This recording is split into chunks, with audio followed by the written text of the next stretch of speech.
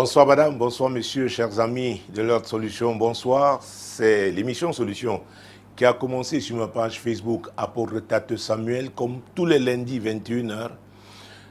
Ce soir au menu nous avons un courrier qui va certainement nous édifier tous et ce sera pendant 60 minutes.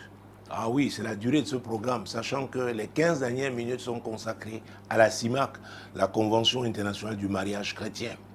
Sachant que nous sommes sous la couverture du sang de Jésus et que c'est le Saint-Esprit qui nous conduit, alors nous allons procéder à la lecture de notre courrier. L'heure de solution est une grande bénédiction pour nous. Je l'affirme parce que j'ai prié pendant longtemps pour avoir une fiancée. Je paie bizarrement l'argent à la maison et même au bureau depuis que je suis fiancé. Je paye ma dîme et donne des offrandes. Comment l'expliquer? Veuillez vous pencher sur mon problème. Je suis dans le groupe de l'heure de solution. Que l'Éternel vous bénisse richement, Antoine. Bonsoir Antoine, c'est en même temps un témoignage. Ah oui, tu es aujourd'hui fiancé. Et par la grâce de Dieu, tu vas te marier. Alors, tu fais bien de prier, tu fais bien de recourir à nous lorsqu'il y a un problème. Nous, la famille de l'Heure de Solution, quand l'un de nous est touché, nous sommes tous touchés. Alors, Antoine, tu dois savoir que il y a des événements qui permettent que certains problèmes soient révélés. Oui, parce que ce que tu racontes là existait déjà contre toi. Peut-être que le fait même que tu as beaucoup attendu, tu as trop attendu pour te marier, c'était la manifestation d'une barrière hostile au mariage. Tu as traversé cette barrière-là. Voilà une autre qui se manifeste à sa manière. C'est-à-dire que te frustrer financièrement, parce que l'argent étant très important pour se marier, alors, cette source-là, et tu as dit quelque part, tu as parlé de loi anti-mariage, et tu fais bien de parler de loi parce qu'une loi peut se décliner, n'est-ce pas, sous plusieurs angles, plusieurs aspects. Donc, voilà un des aspects, oui, de cette loi anti-bonheur, c'est ce que tu as dit, oui, anti-bonheur. Alors, tu n'es pas le premier à faire face à ce genre de défis. Tu ne seras pas le dernier. Mais j'aimerais, n'est-ce pas, que nous rappelions ce que Jésus a dit dans Jean chapitre 10, verset 10, à sa partie A. C'est très important de le comprendre. Écoutez, même si nous sommes à l'église, je pense que nous devons mieux comprendre d'ailleurs ce verset que les autres. Le voleur ne vient que pour dérober, égorger et détruire. Mais moi, je suis venu afin que les brebis aient la vie et qu'elles soient dans l'abondance.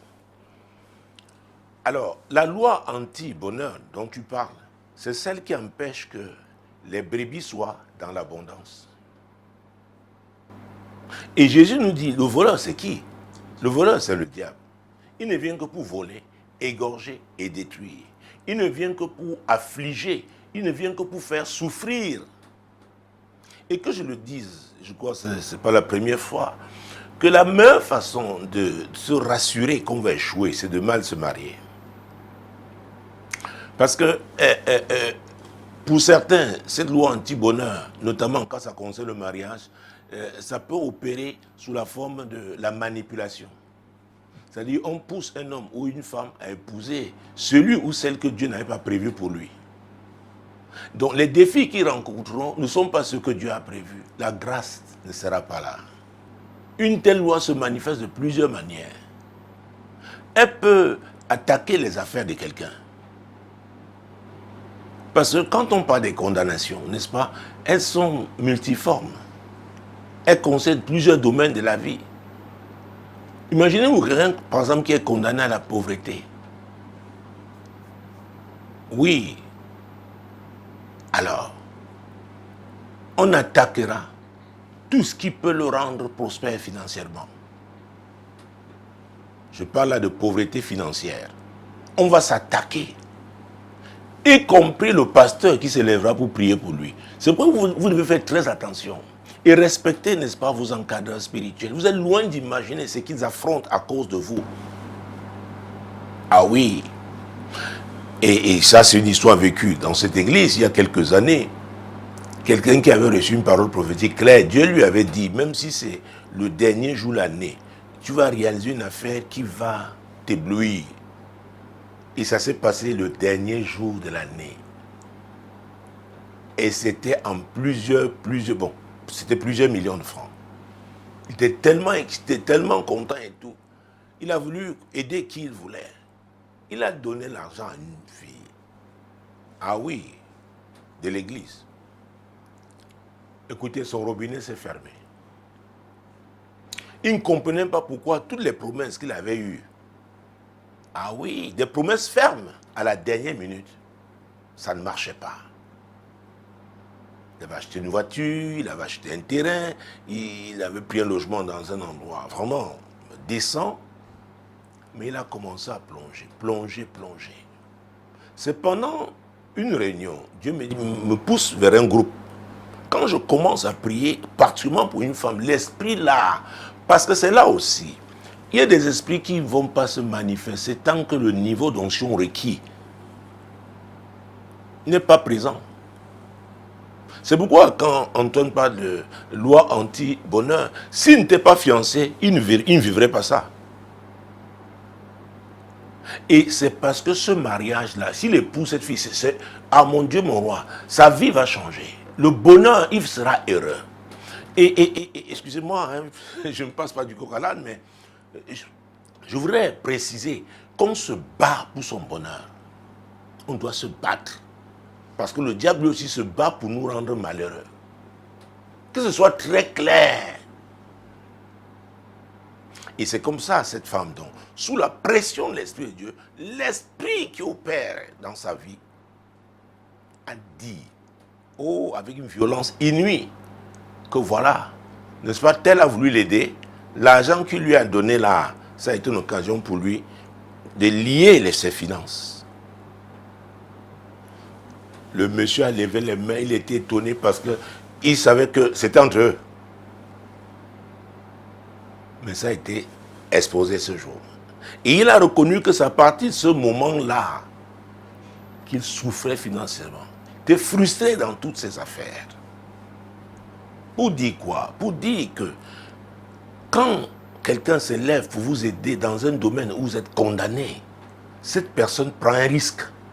C'est pourquoi il est important. Vous savez, j'enseigne sur les connexions, et notamment les connexions spirituelles. Vous savez, il n'y a pas très longtemps, je parlais de potentiel et de caractère. Vous voyez des gens qui ont un fort potentiel. Ah oui. Et le diable peut les manipuler au niveau de leur caractère. Parce qu'il nous connaît. Il connaît notre arbre généalogique. Il connaît nos faiblesses en tant qu'individu. Il connaît nos faiblesses concernant notre famille, paternelle, maternelle. Donc il sait quel bouton appuyer. C'est pourquoi Jésus a dit que nous devons veiller et prier. Et l'apôtre Pierre, quant à lui, dans 1 Pierre 5, verset 8, il dit que le diable rôde comme un lion rugissant, cherchant qui dévorer. Donc ne croyez pas que le diable va se croiser les bras, vous voyant célébrer et ne rien faire. Lui, il veut que ce soit ces gens qui célèbrent. Et c'est une célébration éphémère, parce que ce monde dont il est le prince est un monde éphémère. Mais nous sommes un peuple qui a une espérance. Et Dieu dit, nous devons célébrer ici, et nous devons célébrer dans l'éternité. Mais pour que ça ait lieu ici, nous devons nous battre, combattre. Que ce soit très clair. Parce qu'il y a des chrétiens, vous les rencontrez, ils disent, oh vraiment, moi je ne fais du mal à personne, oh j'aide les orphelins, mais je ne comprends pas que je suis attaqué, je paye ma dîme, je paye... Écoutez, nous sommes dans quel monde? Et j'ai l'habitude de dire aux gens, vous faites du bien vous-même en payant votre dîme. Vous faites du bien vous-même en offrant, en donnant les offrandes à Dieu, c'est votre semence. Mais ça ne vous empêche pas donc de mener les combats qui sont les vôtres. Que ce soit très clair Antoine, que ce soit très clair. Donc vous avez besoin de cette parole, la parole de Dieu. C'est cette parole qui sauve, vous devez la mettre en pratique. Christ doit être vivant dans votre vie. Et l'apôtre Paul ne disait-il pas, quand on lit Éphésiens 6, verset 12, nous connaissons ce verset, nous n'avons pas lutté contre la chair et le sang, mais contre les dominations. Ah oui, les autorités, les princes du monde des ténèbres, les esprits méchants dans les lieux célestes. Lisons ce verset. Car nous n'avons pas à lutter contre la chair et le sang, mais contre les dominations, contre les autorités, contre les princes de ce monde des ténèbres, contre les esprits méchants dans les lieux célestes. Donc l'apôtre Paul a établi clairement, il a dit, pour que les chrétiens le comprennent, notre vie sur cette terre est une vie de combat. Et ne vous leurrez pas, les autres mènent aussi une vie de combat. Parce que même entre eux, ce n'est pas facile. J'ai l'habitude de dire aux gens, si vous avez quelqu'un d'autre à me présenter, et si là aussi, il est mort, ressuscité comme Jésus, moi je veux le suivre. C'est pourquoi c'est clair, cette foi est une foi ferme. C'est une foi ferme. Mais alors, vous devez comprendre, et s'il vous plaît, j'en profite pour m'adresser aux parents. Parce que parfois, les enfants, c'est quand ils réalisent qu'ils veulent, ils sont en train d'atteindre un âge, n'est-ce pas, pour se marier, ou alors veulent se marier, c'est en ce moment-là qu'ils commencent à prier. Je pense que les parents, vous, ce soir, par ce programme, recevez cette connaissance qui est de l'Éternel. Commencez à prier pour vos enfants de façon prophétique, sans leur dire. Mais c'est une façon de préparer leur avenir. Exactement comme vous préparez aussi leur avenir scolaire, académique. C'est très important. J'aurais, de façon générale, dit qu'il est très important, il est très très important, oui, quand on fait face aux résistances, comme c'est le cas d'Antoine, de s'interroger sur soi-même d'abord, ses origines. Nous connaissons Ézéchiel, chapitre 16, versets 1 à 4, n'est-ce pas, comment Dieu a envoyé son serviteur, qu'il appelait tendrement fils de l'homme. Ézéchiel donc va dire à Jérusalem, rappelle-lui ses origines. Il lui dit, son père était un Amourien et sa mère était une Étienne. Et depuis qu'il était né, son nombril n'avait pas été coupé. Cela veut dire quoi? Que Jérusalem vivait sous l'influence, n'est-ce pas, de l'héritage paternel et l'héritage maternel. Alors, si vous venez donc vous avez dans cet héritage-là un côté qui s'oppose au mariage, il est important d'affronter. Ah oui, et c'est dans le cas des conseils, n'est-ce pas, pastoraux, quand on vous conduira, on va vous encadrer pour que vous affrontiez ce côté-là, pour être libéré, n'est-ce pas, de cette barrière hostile au mariage. Et parfois, ça peut être de deux côtés. Et ce que je dis est valable aussi bien pour l'homme que pour la femme. Il y a l'histoire de cette femme qui a commencé à tomber malade quand on lui a donné la bague de fiançailles. Malade, malade, malade, malade. Il y a des résistances au mariage. Pour finir la prière, le mauvais esprit dit qu'on enlève ça. Quoi, la bague de fiançailles. Donc, on a très vite compris que c'est un problème lié au mariage. Donc, il fallait briser l'emprise de cet esprit pour que la personne, pour que cette jeune femme se marie. Donc, ce sont des choses que l'on vit, ce sont des choses que beaucoup, n'est-ce pas, vivront, mais ne vous laissez pas intimider par ça. Jésus nous a donné la victoire à la croix du calvaire. Il a dit qu'en son nom, tout genou fléchit dans les cieux, sur la terre et sous la terre. Donc, j'étais en train de vouloir parler donc de cartographie spirituelle, de l'important, n'est-ce pas, de l'affaire, aussi bien côté paternel que maternel. Et il faut même voir aussi, on a grandi dans quel quartier? Il y a des quartiers dans lesquels les gens ne se mariaient pas. Ah oui. Et quand on fait, et c'est pourquoi quand on remplit les fiches de délivrance, ne soyez pas gênés de parler de votre passé. Chacun de nous a eu un passé. Parce qu'il y a des hommes qu'on peut avoir connus. Des hommes qui avaient dit, n'oubliez pas, tout acte sexuel est un acte de mariage. Alors vous pouvez être marié à quelqu'un spirituellement sans le savoir. C'est pourquoi ces liens-là doivent être brisés. Ce que je dis est valable aussi bien pour l'homme que pour la femme. Si on vient encore, on ajoute des liens d'âme, etc., etc.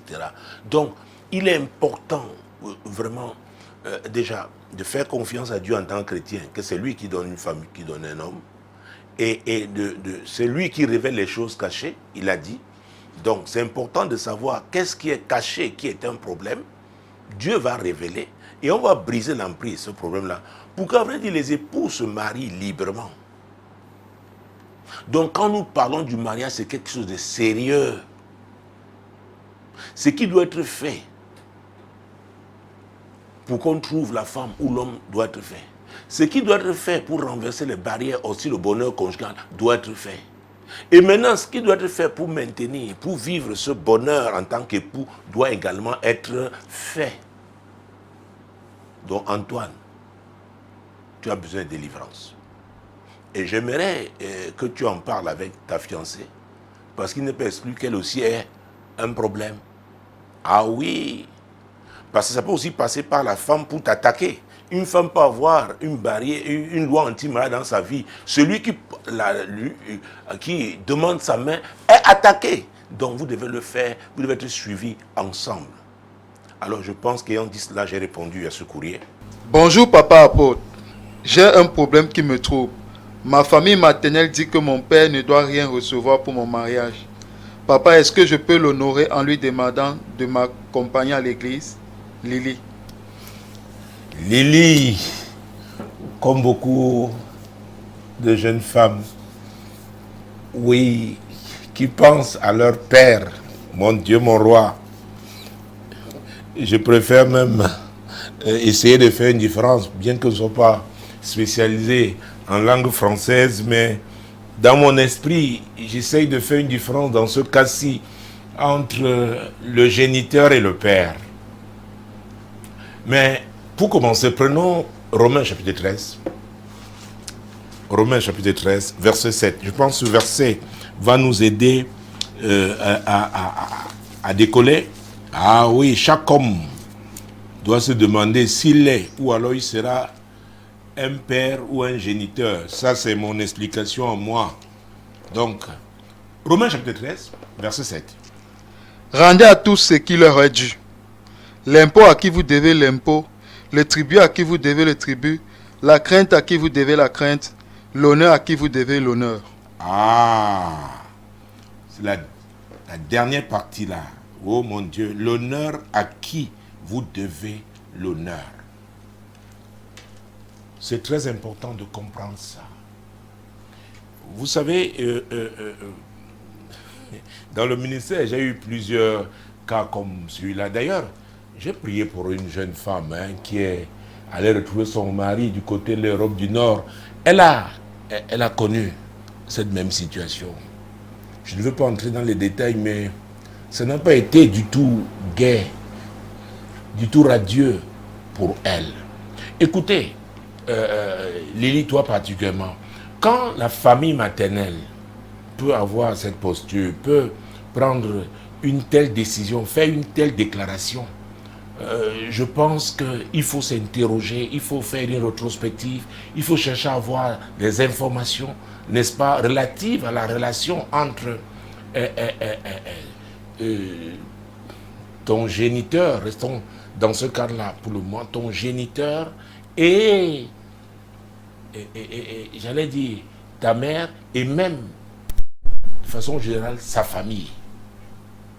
Ah oui. Parce que le père, pour moi, c'est celui qui est responsable. C'est celui qui assume. Oui. C'est celui aussi qui est capable de châtier parce qu'il a l'autorité, il a exercé son autorité. Et son châtiment n'est pas de la haine, c'est pour corriger, c'est pour... mon Dieu, ça entre dans l'encadrement. Aider l'enfant à réussir. Parce que quand je parle des géniteurs, je parle de ce genre d'hommes qui, à vrai dire, à cause de leur pulsion, ils ont répondu à leur pulsion et il y a eu un produit, un enfant. Et ils n'ont pas été responsables. Et un beau jour, ils veulent surgir. Et parfois, eux-mêmes n'ont pas le courage de surgir. La fille va les chercher parce qu'elle veut aussi prouver aux gens qu'elle a un père. Et Lily, je crois que là, elle est assez fine. Elle veut l'introduire à l'église parce que c'est qu'elle aura fini avec la famille maternelle à l'occasion de la dot, de l'état civil. Et maintenant donc, elle vient à l'église, oui, comptant même sur la couverture de Dieu. Mais Lily, tu dois faire très attention.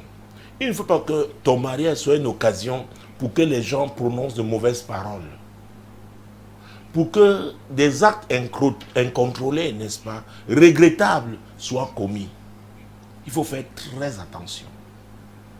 Très, très attention.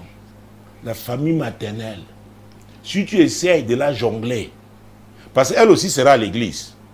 Maintenant, tu veux que ton père fasse l'entrée, mon Dieu, une sorte d'entrée comme triomphale, lui donner des honneurs. Fais très attention, ça risque de se retourner contre toi. Et parfois, ça peut aller même jusqu'à ta mère. Est-ce que ça vaut la peine, Lily? Peut-être que tu as assisté au mariage de tes amis, tu as vu leur père, tu as vu ça t'a plu, tu veux ça. Mais j'ai l'habitude de dire aux gens, vous savez, on n'est pas obligé, oui, de faire semblant. Il ne faudrait même pas. Ta famille maternelle parle parce qu'elle t'a encadré. Elle s'est investie. Peut-être a soutenu ta mère à un moment très difficile de sa vie. Aujourd'hui, mon Dieu, tu veux organiser ton festival. Au détriment de qui? Ce que tu veux faire là risque de coûter très cher. Ça ne vaut pas la peine. Pour moi, si j'ai un conseil à te donner, parce que tu as écrit, et tu as écrit parce que aussi tu sens qu'il y a une menace. La sagesse voudrait que tu laisses ton géniteur là où il est.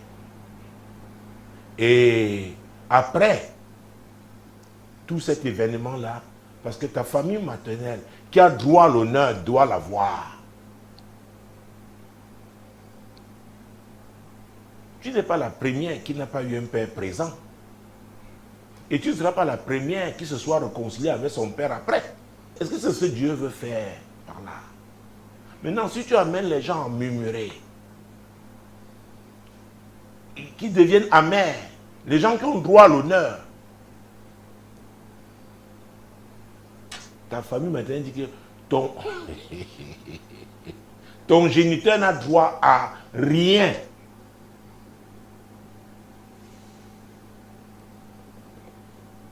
Mais tu as toute la vie. Laisse que ton mariage se déroule normalement. Après, tu verras avec lui. Après, tu verras avec lui. Et c'est grave. Si toi-même tu allais, c'est toi qui allais le chercher. Vous savez, laissez Dieu faire. Même quand il y a des blessures, c'est Dieu qui guérit. Au temps marqué, il ne faut pas forcer. Il ne faut pas. Il ne faut pas. S'il y a un scandale, comment tu vas le gérer? Tu tiens aux photos, comme, bon, les femmes aiment tellement les photos. Et n'oublie pas qu'il y a les vidéos aussi.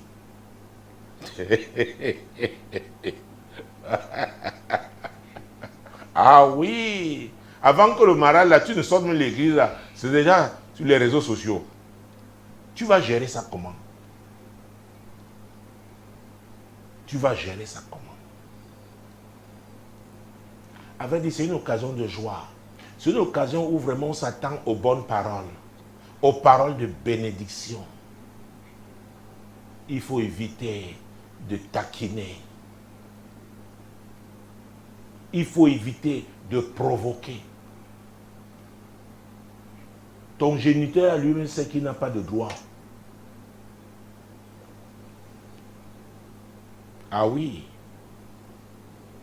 Alors, ta famille maternelle qui t'a conduite, ah oui, qui t'a amené jusqu'à ce niveau, laisse-la savourer, laisse-la célébrer.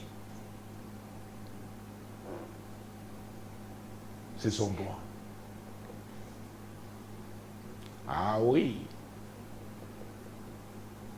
Je te dis que parce que ça à l'église, non, Dieu est là. Dieu va. Oui, vous êtes nombreux, allez, hommes comme femmes, à l'église. Vous voulez seulement utiliser Dieu. Il faut faire très attention. Dieu n'est pas notre garçon de course. Il connaît exactement, il connaît les détails de chaque dossier. Il connaît même tes souffrances. Mais laisse-le faire.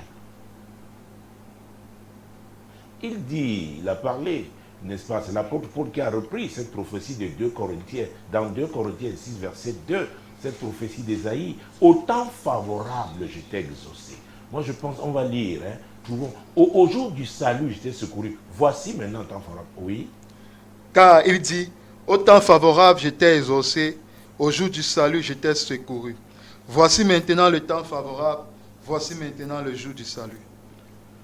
Alors, c'est un passage que, vous savez, même la parole de Dieu même, de façon générale, si on n'est pas honnête, si on se laisse, comment j'allais dire, manipuler par des émotions qui peuvent même être circonstancielles, on peut placer des passages bibliques en dehors de leur contexte. Ce n'est pas un homme qui décide que c'est le temps favorable. Ça relève de la souveraineté divine. Ah oui. Donc quand Dieu est en train d'agir, il faut le laisser faire comme il veut. Il est le maître du temps. Peut-être que cette occasion-là donnera, c'est un moment pour que ton géniteur réfléchisse. Peut-être qu'il va, tout ça, il va se rapprocher de Dieu. Peut-être, vous savez, n'essayons pas d'aider Dieu. Je le dis parce que j'ai rencontré plusieurs personnes qui ont essayé de le faire. Dieu dit, ok, puisque tu veux m'aider, vas-y. Et c'est la catastrophe, après. Ça cause d'autres blessures. Ah, qui font penser aux blessures loin. Oh mon Dieu. Vieilles. Qu'on croyait rangées dans le passé. Ça amène les gens à se cogner les têtes. Il faut faire très attention. Très, très attention. Lily, tu n'es pas la première qui se sera mariée sans son père. Je connais l'histoire. Et là, c'était la mère. Elle a dit qu'elle ne vient pas. Parce que le plus souvent, on dit quoi, c'est ça, je dis, c'est ce cas-là, la mère. Puis, quelques mois, nous parlons de la CIMAC, la Convention internationale du mariage chrétien. Parce que Dieu utilise le mariage pour accomplir ses desseins. Mais il faut le laisser opérer. Il faut faire attention avec les interférences humaines. Nous sommes imparfaits, nous avons nos faiblesses. Nous sommes limités dans l'appréciation, n'est-ce pas? Des occasions, des actes, des paroles. Parfois même, on peut interpréter de façon erronée, étant de bonne foi. Donc, Lily,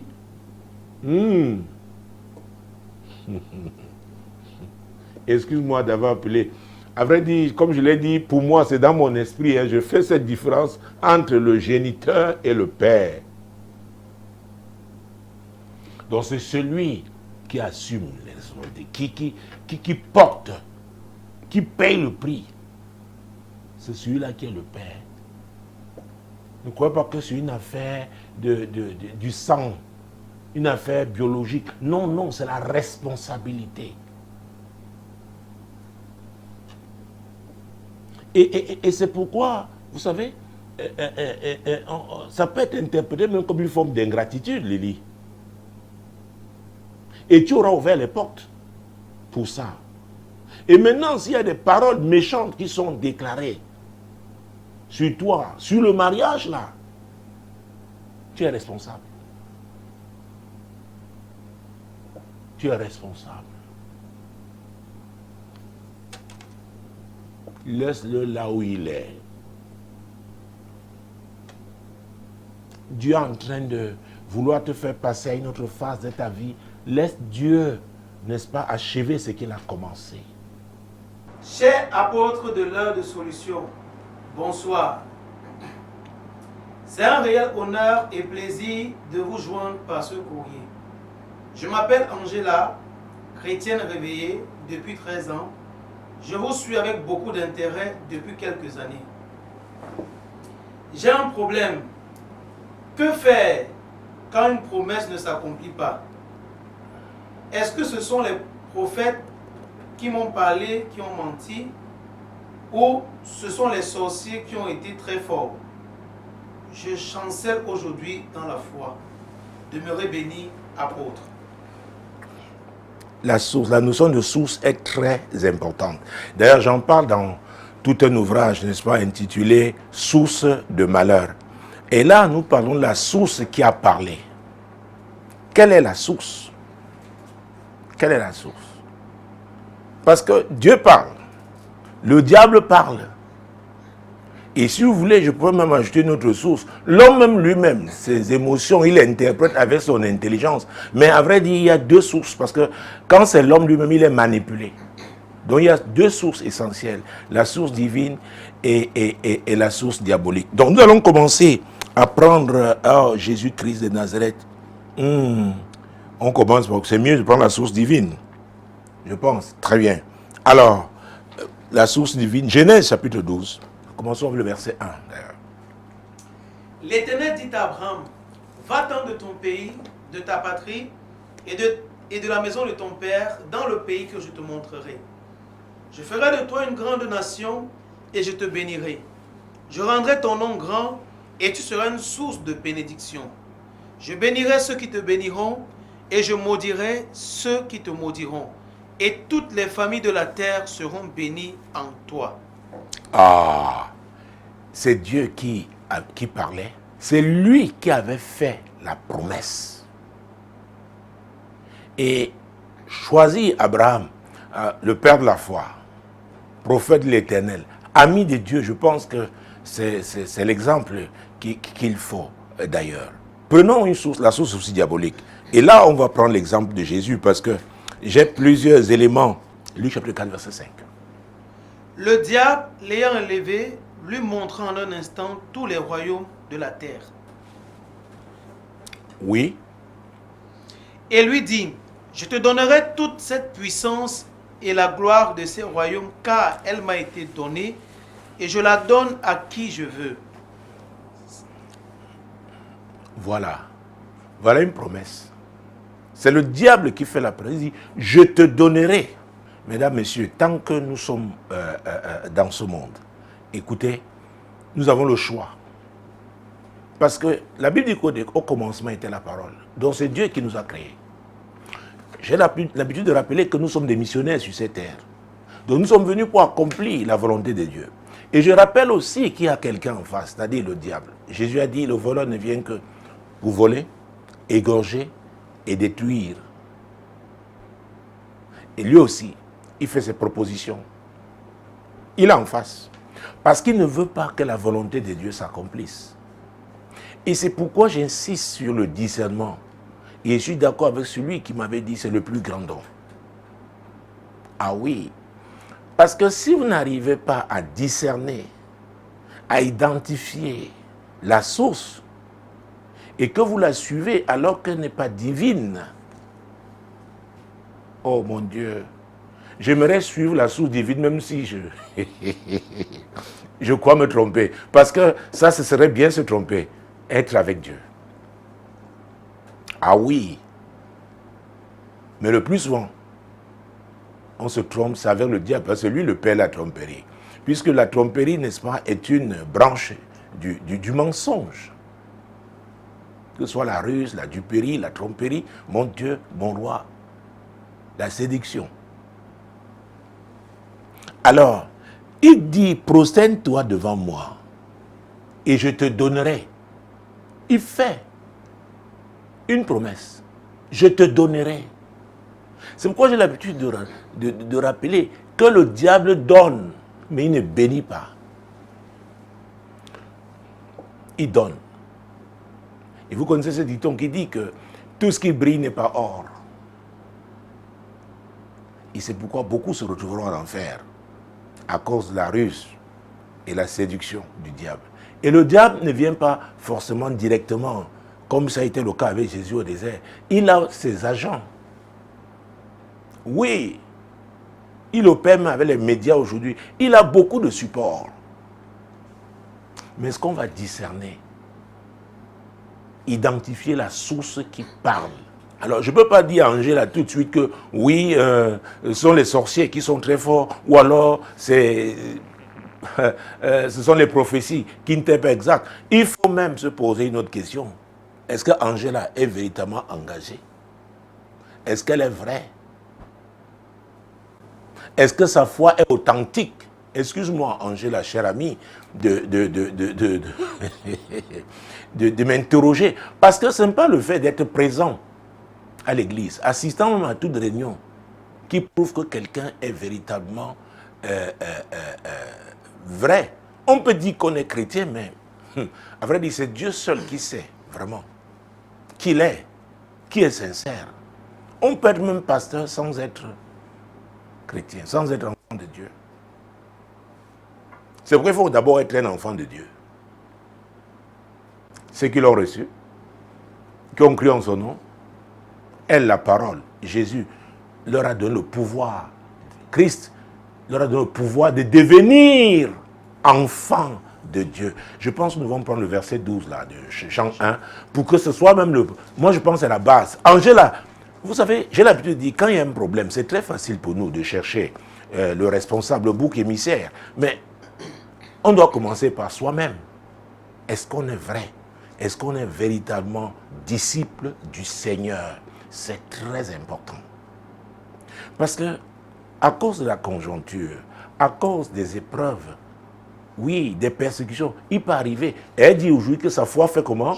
Chancelle. Donc elle n'est pas stable. Les amis, ce n'est pas facile. C'est pourquoi nous devons prier les uns pour les autres. Ce n'est pas évident. Il y a des pressions. Et l'ennemi vient avec ces pressions. Et Dieu même, hein, oh mon Dieu, mon roi, il permet parfois que ces pressions ne se manifestent. C'est pour tester notre foi. Donc il n'y a pas de foi sans pression. Il n'y a pas de foi sans épreuve. Écoutez-moi, si l'on ne vous dit pas la vérité, de toute façon, la vie va vous enseigner. Dieu a son programme. C'est lui qui choisit ses acteurs. C'est lui qui a écrit le scénario. Oh mon Dieu. Donc faisons très attention. Et quand nous lisons Matthieu 16, 26, Jésus dit que servirait-il à un homme de gagner le monde entier s'il doit perdre son âme? Donc Angela, ce qui est primordial, c'est savoir, mon Dieu, dans quel camp on est, son âme ira où après ce monde? C'est la vraie question. Écoutez, vous ne pouvez pas être un serviteur de Dieu vrai et ne pas amener les gens dans cette direction. Donc, une fois répondu donc à ta question, je veux croire à cette question, et je veux croire, Angela, que tu es sincère. Même si tu chancelles, je pense sur les problèmes de la vie, mais qu'au départ, tu as été sincère avec le Seigneur. Ce qui fait que même si tu chancelles, vraiment, il suffit seulement que tu décides encore que Seigneur, voilà les épreuves, voilà, mais je ne compte que sur toi. Vous savez, il disait que sa grâce nous suffit. Ah oui, il avait dit à Paul, donc il s'adressait aussi à nous. Donc, si tu as pris la bonne décision, alors, maintenant on peut s'interroger. Et c'est pourquoi, quand on a pris, on est vraiment sur le chemin. Si on a une source qui n'est pas la source de ce chemin, c'est-à-dire Dieu, Jésus qui est le chemin, la vérité, la vie, parce que pour donner votre vie à Jésus, c'est le Saint-Esprit qui vous convainc. C'est très important de comprendre ça. Et le Saint-Esprit est l'esprit de vérité. Alors le Saint-Esprit, maintenant, il entre en vous. Il ne peut pas être confortable tant que maintenant vous croyez à ce qui n'est pas de Dieu, parce qu'il est Dieu. Est-ce que vous me suivez? C'est pourquoi j'insiste sur la communion avec le Saint-Esprit. Angela n'est pas la seule. Il y en a qui disent, oui, on m'avait trompé, on m'avait... Toi-même, est-ce que ton engagement était vrai? Est-ce que tu es resté ferme dans cet engagement? Comment le Saint-Esprit qui est en toi a pu donc te laisser, mon Dieu, mon roi, croire, suivre, enregistrer même ces paroles qui ne viennent pas de lui? Parce qu'avait dit, quand c'est Dieu, le prophète là, c'est par l'Esprit de Dieu qui parle. Vous savez, la vérité c'est que beaucoup sont restés chétifs dans la foi. C'est-à-dire quand ils ont été sincères même, mais ils sont restés chétifs, ils n'ont pas grandi. C'est pourquoi Dieu disait à Josué, médite ce livre de la loi jour et nuit, c'est alors que tu auras du succès. C'est très important, la parole de Dieu. Qu'on monte, qu'on descende, qu'on vous ramène à la parole. Parce qu'au commencement était la parole. Ce n'était pas les promesses de ça et ça et ça et ça. Dieu a demandé à Abraham de faire quoi? De le suivre. C'est pareil avec nous. Et Abraham ne savait pas où Dieu l'amenait. C'est aussi ça la foi. Maintenant, si quelqu'un vient vous dire non, suivez parce que vous allez vous marier, il y a un problème. Il y a un problème, cher ami. Ayons le courage d'être sincères. Donc, l'esprit qui est en vous, vous le chrétien, c'est le Saint-Esprit. Il est l'esprit de vérité. Donc, s'il y a une source qui n'est pas, l'esprit là ne pourra pas être à l'aise avec vous. Alors, si vous continuez, c'est qu'il y a un problème. Peut-être vous avez basculé. Et comme indiquait Chancel, mais elle dit que c'est parce que ça la promesse ne s'accomplit pas. Notre vision, c'est la vision de l'éternité. Ah oui, c'est pourquoi j'ai cité Matthieu 16, verset 26. On va même lire, que les gens comprennent que c'est la parole de Dieu. Matthieu 16, verset 26. Cher ami, il est important d'être établi. Que le fondement soit la parole de Dieu. Oui, lisons. Et que servirait-il à un homme de gagner tout le monde s'il perdait son âme? Ou que donnerait un homme en échange de son âme?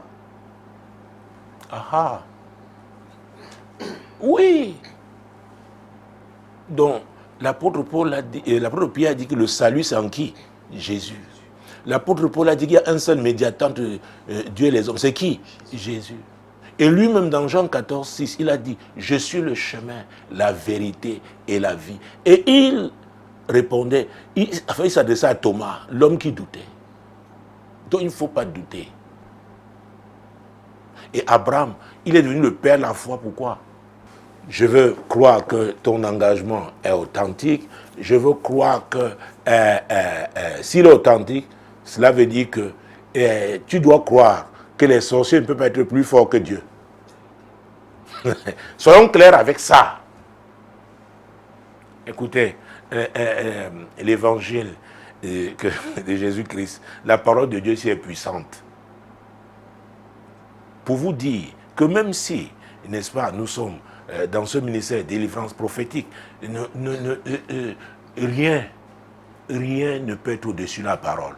Il faut se fonder sur la parole de Dieu. Maintenant, si c'est Dieu qui a parlé, et que vous avez été fidèle, notez-le dans Ecclésiaste 3, verset 1. La Bible dit qu'il y a un temps pour tout. Un temps pour toutes choses sous les cieux. 2 Corinthiens, chapitre 6, verset 2. Qu'est-ce que Dieu dit? Au temps favorable, je t'ai exaucé. Au jour du salut, je t'ai secouru. Voici maintenant le temps favorable. C'est très important. Voici le jour du salut. C'est très, très important. Ça veut dire quoi? Il faut savoir attendre. Attendre la promesse, tout en étant fidèle. Vous vous souvenez que Jésus, quand nous lisons, n'est-ce pas, Actes, comment il a fait la promesse à ses disciples avant d'être enlevé. Il a dit, ne vous éloignez pas de Jérusalem, mais allez attendre l'accomplissement de la promesse. C'est très important. Alors on doit attendre en étant fidèle. Il y a l'histoire de cette femme, elle dit, oui, le mariage ne venait pas vraiment, et il y a un homme là qui m'a attiré comme ça, et boum, elle est revenue avec un enfant. Et maintenant, elle revient, elle veut le mariage tout de suite. Je lui ai dit, mais tu veux maintenant trouver un père à ton enfant, puisque l'autre là, il t'a abandonné. Vous voyez, attendre fidèlement. Dieu est fidèle. Mesdames, Messieurs, je crois que c'est le moment, n'est-ce pas, d'entrer dans la CIMAC, la Convention internationale du mariage chrétien. Bienvenue à vous qui n'attendez que ce moment-là. Ah oui, c'est la 45e minute, donc c'est prévu pour 15 minutes. Rendons grâce à Dieu pour le mariage chrétien. Le mariage que Christ a prévu. Rendons-lui grâce. C'est le plan de Dieu pour nous, au nom puissant de Jésus. Seigneur, te rendons grâce pour le mariage chrétien. Tu as dit, celui qui trouve un homme a trouvé le bonheur. C'est une grâce qu'il obtient de l'Éternel.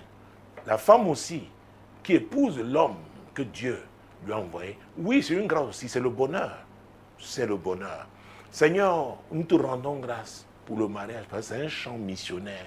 C'est pour que ta volonté s'accomplisse. Merci, ô Dieu. Pour ceux qui sont appelés à se marier, ô Dieu, merci parce qu'ils vont te servir dans le cadre du mariage. Maintenant, nous avons cette première catégorie, des jeunes gens qui aspirent au mariage. Ô Dieu, prions, chers amis de l'heure de solution, prions pour que cette catégorie-là vraiment se tourne vers le Seigneur. Et à moins que Dieu n'ait parlé clairement, de donner un réma à quelqu'un, je dis toujours aux hommes, notamment, il faut rechercher la volonté de Dieu par rapport à votre vie. C'est qu'il vous appelle à faire, parce que la femme que vous devez épouser, elle doit vous compléter dans le cas de la mission que Dieu vous a confiée. Et vous, femmes, cet homme-là, ce que Dieu lui a dit, ah oui, doit s'accorder avec les dons et les talents que Dieu vous a donnés. C'est très, très important. Prions au nom de Jésus. Seigneur, en faisant cette prière, c'est parce que nous ne voulons pas que le mariage soit basé sur les simples émotions. Seigneur, tu as ton plan. Nous prions afin que les jeunes gens qui aspirent au mariage, parce qu'ils sont en âge de se marier, Seigneur, qui recherchent ta volonté, ta volonté, ta volonté. Et que la femme ou l'homme, Seigneur, mon Dieu, soit celui-là, celle-là que tu as prévue. Alors ils vont se compléter. Au nom puissant de Jésus-Christ. Au nom puissant de Jésus. Nous allons prier contre la convoitise, la chair. Ah oui. On regarde, on dit, oh, elle est belle, vraiment, elle chante bien. Elle est éloquente. Oh, vraiment, il a su, il a les moyens, il a une belle voiture. Il a une bonne situation sociale. Hey, vous êtes sûr que cet homme aura toujours la même situation? La conjoncture, quand on parle de conjoncture, il y a des choses qui peuvent changer dans un sens comme dans un autre. Ah oui, c'est Christ qui doit être le fondement du mariage. Prions pour cela au nom de Jésus. Seigneur, que les jeunes gens qui aspirent à se marier, Seigneur, que tu sois le fondement. Que ce soit toi, ô Dieu, au nom puissant de Jésus. Toi et toi seul. Au nom puissant de Jésus. Maintenant, il y a la deuxième catégorie. Celles qui veulent le rattrapage. Oh, j'ai parlé des colis tout à l'heure. À vrai dire, cette catégorie-là, le plus souvent, s'est beaucoup promené dans le monde. A été blessé? Oui. Ce sont souvent les blessés de guerre. Et maintenant, ils comptent sur le Seigneur pour refaire leur vie. Ce n'est pas facile. Ils n'ont pas du mensonge tout à l'heure. Je parlais des branches. Donc la ruse, oh mon Dieu, mon roi. La séduction. Ah oui. Hey, Seigneur, nous te présentons la catégorie, la deuxième. Ceux-là qui aspirent au mariage. Enfin, qui aspirent au rattrapage, oui. Et nous l'avons situé de 40 ans en montant. Seigneur, tu es Dieu. Dans cette catégorie-là aussi, c'est ta volonté. Oui, ce sont aussi des missionnaires. Seigneur, tu es Dieu. Prions, chers amis, de l'heure de solution. Oh, Jésus a dit, vous connaîtrez la vérité et la vérité vous rendra libre. Que cette caderie-là, oui, céleste d'abord, mon Dieu, accepte que la parole de Dieu les libère de la ruse, des séquelles de leur passé. C'est très important, de leurs blessures. C'est important, je vous assure. Sinon, les mêmes causes risquent de produire les mêmes effets. Prions pour cela. Seigneur, le rattrapage n'est pas facile. On peut avoir des colis qu'on traîne, des colis lourds. Seigneur, tu es Dieu. Oh Jésus, que cette caderie, Seigneur, te laisse, toi, qui es le chemin, la vérité, la vie, te laisse œuvrer dans leur vie. Seigneur, qui se tourne vers toi pour la guérison, pour la restauration. Il est difficile quand les gens encore sont sous l'influence des blessures. Oui, il est difficile pour eux de rebondir. Très, très difficile. Seigneur, tu nous as payé la patience pendant ce courrier. Oh Dieu, nous ne voulons rien de charnel. Parce que c'est le rattrapage. Le rattrapage, ça dit la première étape on est passé, on n'a pas réussi. C'est que maintenant, c'est toi. Prions, c'est Dieu qui doit être vraiment à l'origine de ce rattrapage au nom puissant de Jésus. Éternel notre Dieu, c'est toi et toi seul. Toi et toi seul qui doit être à l'origine du rattrapage au nom puissant de Jésus-Christ. Alors, dans les cas de rattrapage, parce que ce sont des personnes diamant expérimentées, qui ont un certain parcours, écoutez, ils peuvent s'accorder. Ah oui, il y en a qui peuvent vivre leur mariage à distance. C'est vrai, c'est quoi? C'est des gens qui ont une expérience. Donc, prions afin que la formule qui s'adapte à eux, que ce soit elle qui soit choisie au nom puissant de Jésus-Christ. Oui, il y en a, mon Dieu, l'homme travaille à Douala, la femme, peut-être, c'est pas à Garoua, c'est du côté du nord du Cameroun. Ah oui, c'est possible. C'est possible. Seigneur, tu es Dieu. Que cette catégorie-là, Seigneur, s'appuie sur toi seul pour trouver la formule qui leur est adaptée. Au nom puissant de Jésus-Christ. Ceux qui ont des enfants avant le mariage. Seigneur, il faut ta sagesse. Seigneur, il faut ta préparation. Comme dans tous les cas, mais eux là, c'est particulier. Prions pour qu'ils se soumettent à la préparation divine. Au nom puissant, qui s'assied, qui calcule. Au nom puissant de Jésus, Seigneur, pour le rattrapage, c'est important. Très, très important. Au nom puissant de Jésus-Christ. Au nom puissant de Jésus. Au nom puissant de Jésus. Oui, Seigneur. C'est notre prière. C'est notre prière. C'est notre prière. C'est notre prière. Au nom puissant de Jésus. Ah oui. C'est notre prière. La troisième catégorie alors, ceux qui sont déjà mariés. Présentons à Dieu les couples chrétiens qui connaissent des problèmes particuliers, qui sont en crise. Oui, en ce moment, ça ne glorifie pas Dieu. Prions, intercédons pour qu'ils trouvent en Jésus seul la solution à leurs problèmes au nom de Jésus. Seigneur, le mariage, c'est pour ta gloire. Maintenant, quand il y a des problèmes qui deviennent comme insurmontables, c'est clair que le diable tient à détruire, oui, ces mariages-là. Oh Dieu, nous nous tenons ce soir. Nous intercédons, oh Dieu, au nom puissant de Jésus. Que les époux, Seigneur, se soumettent à toi pour trouver en toi la solution à leurs problèmes. Jésus, tu es la solution. Tu es la solution. Crions à Dieu pour les mariages en crise. Les mariages sur le point, oui, d'être détruits par l'ennemi, par le diable. Crions afin à Dieu pour qu'il intervienne au nom puissant de Jésus. Seigneur, nous prions pour ton intervention. Nous prions pour ton intervention au nom puissant de Jésus. Mais je dois vous dire, chers amis, pour laisser faire Dieu, on a besoin d'humilité. L'orgueil souvent empêche, oui, les époux qui ont des problèmes, de pouvoir s'asseoir. Jésus nous a dit qu'il est important de s'asseoir. Même, oui, là, ils sont déjà mariés. C'est important, Seigneur, nous prions. Oui, pour que les époux connaissent des problèmes dans leur mariage. Seigneur, accepte de s'asseoir, d'examiner leur situation à la lumière de ta parole.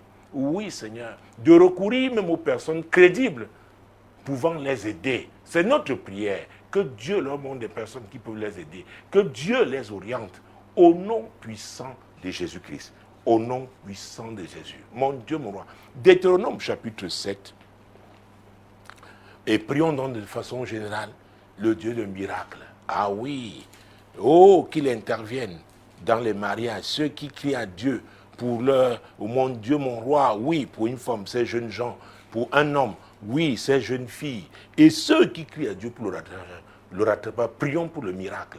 Tu es le Dieu des miracles, Seigneur. Les miracles, les mariages, Seigneur. Oui, fais-le, Seigneur. Que les portes des miracles s'ouvrent, mon Dieu, mon roi, pour que ces mariages aient lieu au nom puissant de Jésus-Christ. Au nom puissant de Jésus, Seigneur, c'est notre prière. C'est notre prière, oh Dieu, au nom puissant de Jésus. Oh, connectez-vous à cette grâce. Connectez-vous à cette grâce. Connectez-vous à cette grâce. Oui, et que votre mariage ait lieu au nom puissant de Jésus. Mon Dieu, mon roi, oui, tu es le Dieu de miracles. Deutéronome, nous allons trouver son 7e chapitre. Prenons le verset 14. Tu seras béni plus que tous les peuples. Il n'y aura chez toi ni homme, ni femme stérile, ni bête stérile parmi tes troupeaux. Oh mon Dieu, dénonçons toute racine de stérilité dans les mariages chrétiens. Au nom puissant de Jésus, aussi bien chez l'homme que la femme dans un couple. Seigneur, nous dénonçons toute racine de stérilité dans les mariages chrétiens. Au nom puissant de Jésus. Jésus, tu as dit que toute plante que le Père n'a pas plantée, oui, Matthieu 15, 13, sera déracinée. Au nom de Jésus, nous sommes en accord, ce groupe de l'heure de solution, pour déraciner la stérilité dans les mariages chrétiens au nom puissant de Jésus. Si cette stérilité vient d'une loi diabolique, vient de la sorcellerie, merci pour le sang de Jésus qui annule ces lois, qui annule ces sacrifices sataniques, qui annule ces paroles d'affliction qui ont été prononcées au nom puissant de Jésus. Le sang de Jésus libère les entrailles des époux chrétiens au nom puissant de Jésus, libère les affaires des chrétiens, oui, des couples, familles chrétiennes, parce qu'il a dit même bête, la bête est un bien économique. Au nom puissant de Jésus, nous libérons les finances, mon Dieu, mon roi, oui, des époux chrétiens, les finances des jeunes chrétiens qui aspirent au mariage, les finances des chrétiens qui sont dans le cadre du rattrapage. Nous libérons avec le sang de Jésus, avec le sang de Jésus. Et pour sortir, prenons Matthieu chapitre 21. Mon Dieu, mon roi, Matthieu chapitre 21, Jésus-Christ de Nazareth. Oh, nous sommes en accord. Nous formons un groupe et nous prions en accord. Jésus a dit tout ce que nous demanderons. Ah, c'est très... Si nous accordons pour demander. Oh, nous sommes en accord et nous croyons. Et c'est ce que Matthieu chapitre 21. Oh, Jésus-Christ. Verset 21.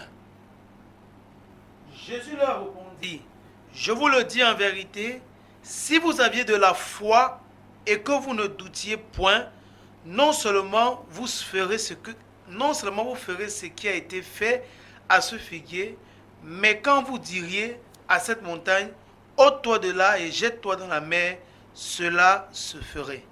Jésus avait maudit ce figuier et il l'a séché. Nous maudissons toute racine de stérilité dans les couples chrétiens. Nous maudissons cette racine au nom puissant de Jésus-Christ.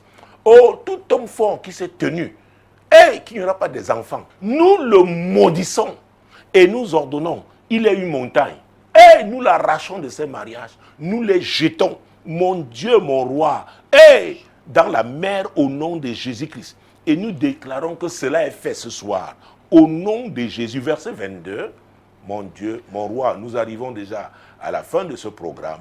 Tout ce que vous demanderez avec foi par la prière, vous le recevrez.